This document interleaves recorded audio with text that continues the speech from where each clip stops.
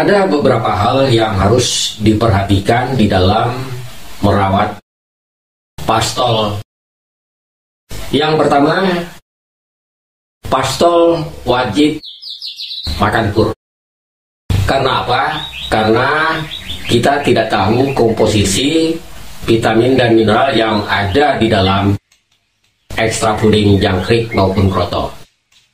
Sementara pur yang diproduksi oleh pabrikan ya itu dibuat betul-betul sesuai dengan standar kebutuhan daripada burung kita.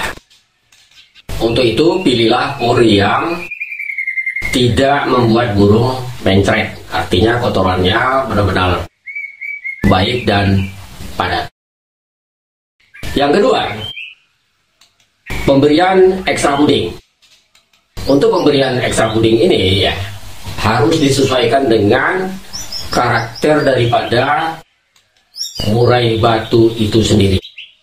Jadi dalam hal ini jangan asal-asalan saja memberikan ekstra puding ya, misalnya berikan banyak aja dulu ya. Yang penting burung gacor. Mungkin untuk jangka pendek ya ini tidak terjadi masalah ya. Tapi untuk jangka panjang ini sangat jelek sekali untuk burung kita. Kenapa? Burung akan menjadi gemuk, secara otomatis akan mempengaruhi daripada volume murai batu kita.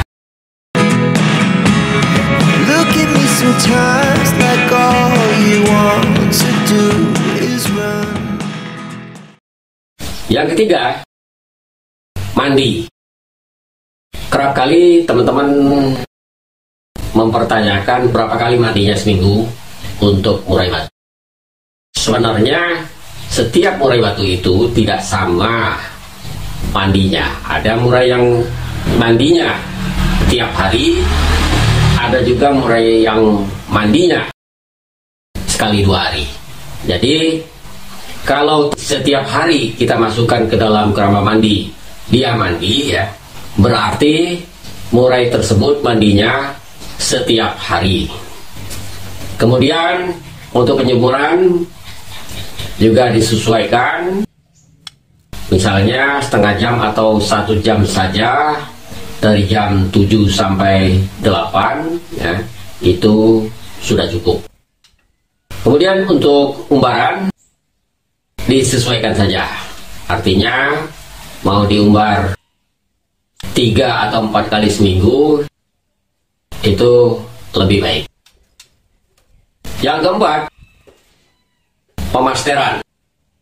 Untuk pemasteran ini harus betul-betul diperhatikan karena banyak sekali murai-murai yang sudah dewasa tetapi begitu saat kita gantangkan dia cuma ngukluk saja.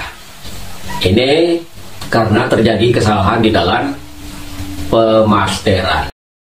Jadi untuk pemasteran ini langkah pertama yang harus kita lakukan adalah memilih masteran yang baik, yang suaranya enak didengar, lagunya panjang-panjang, gacor. Itu menjadi prioritas kita di dalam memilih masteran.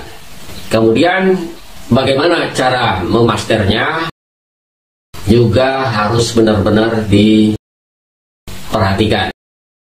Artinya burung harus kita master dengan 1 ekor burung dengan selang waktu 2 minggu. Kemudian setelah itu kita ganti dengan masteran yang lain secara bergiliran. Banyak sekali kegagalan di dalam pemasteran ini ya, yang sebenarnya tanpa disadari oleh kicau mania. Misalnya memaster murai batu beberapa ekor ya, memang dia menggunakan masteran 1 ekor ya, tetapi yang dimasternya ada 2 atau 3 ekor murai. Nah, sementara 3 ekor murai ini kategorinya gacor-gacor semua. Akibatnya yang diterima oleh murai-murai tersebut ya bukan suara masteran lagi. Yang diterimanya adalah suara murai yang satunya lagi. Jadi yang suara masteran tidak didapat. Jadi untuk hal ini harus benar-benar diperhatikan. Kemudian untuk pemasteran di malam hari juga harus dilakukan dengan suara MP3. Kapan waktunya? Itu bisa teman-teman lakukan jam 10 malam ya, sampai jam 5 pagi. Yang kelima, peningkatan mental.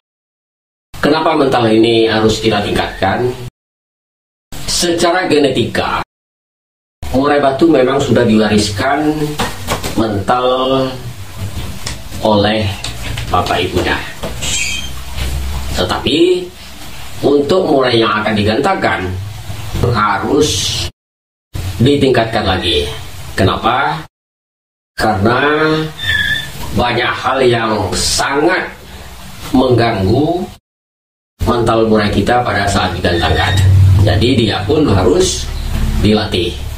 Misalnya kita harus melatih kemampuan beradaptasinya dengan lingkungan. Ini sangat penting. Kenapa? Karena kita tahu bahwa murai batu tersebut akan kita lombakan di gantangan dengan penonton yang begitu banyak. Jadi kemampuan ini harus kita tingkatkan. Misalnya kita bawa ke tempat teman atau ke tempat orang yang ada burungnya ya, tapi tidak kita adu, hanya kita perkenalkan lingkungan barunya saja. Kemudian cara meningkatkan mental ini adalah dengan latihan. Jadi setelah murai kita bawa-bawa ke tempat ngobrol dengan teman-teman, ya kan, kita bawa. Setelah itu kita coba di latihan. Dan ini pun tidak kita gantangkan langsung ya. Pada saat kita datang ke tempat latihan ya, burung jangan kita buka langsung ya. Kita gantungkan saja dulu di tempat yang kita rasa nyaman buat burung kita. Kemudian setelah burung berbunyi, barulah kita buka, kita ablak saja ya, supaya dia pun tahu dengan lingkungannya. Kemudian setelah kita melihat bahwa burung yang kita punya ini mau berbunyi, ini menandakan bahwa burung tersebut sudah nyaman dengan lingkungan tersebut.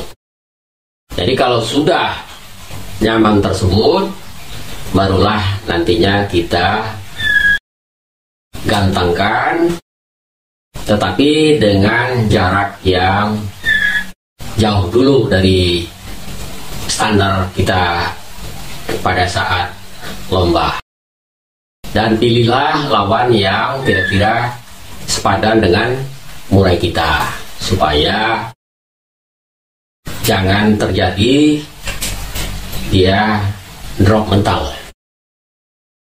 Setelah kita rasakan ada peningkatan di dalam kemampuan murai kita, misalnya dari sisi pelupe, kemudian dari sisi masteran yang didapatnya cukup baik, dan dia membawakannya sudah pasti, barulah kita lanjutkan ke uji prestasi.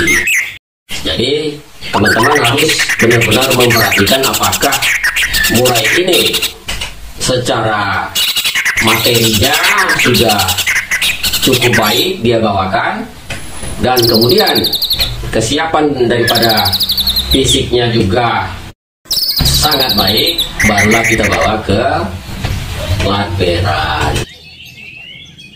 Jadi guna latberan di sini ya, adalah untuk melihat seberapa baik mental yang ada pada burung tersebut, kemudian volumenya seberapa keras, kemudian gayanya seperti apa.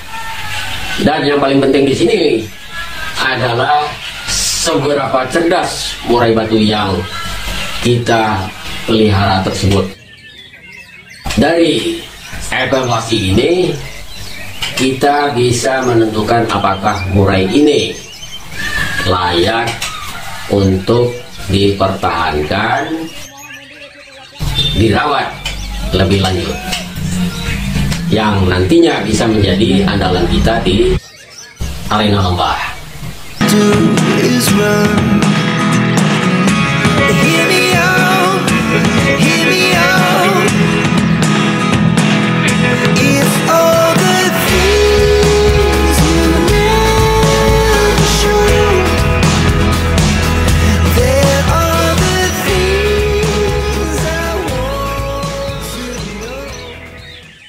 Jadi uji prestasi ini ya hanya kita lakukan untuk mengevaluasi murai pastol yang kita miliki tersebut, bukan untuk dilombakan terus-menerus.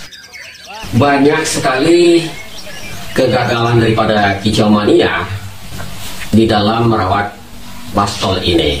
Karena apa? Godaannya begitu besar.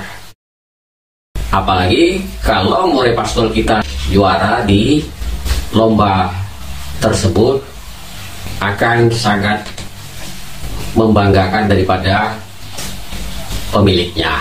Nah, namun disinilah kadang-kadang para pemiliknya tidak sabar. Artinya begitu murainya juara, kemudian 2 minggu lagi atau sebulan lagi dia lombakan lagi, juara lagi, kemudian berikutnya dilombakan lagi. Disinilah pastol prospek tersebut yang pada akhirnya menjadi rusak.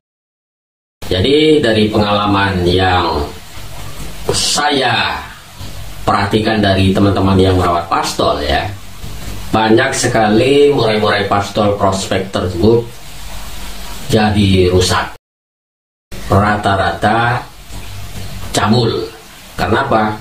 Karena dipaksakan lomba terus ya kan, sementara umurnya masih belum begitu mapan, lawan-lawannya juga tidak sepadan dengan dia. Hati-hati dengan melombakan murai pastol ini, karena sangat rentan sekali pastol ini menjadi rusak. Sampai jumpa di konten berikutnya.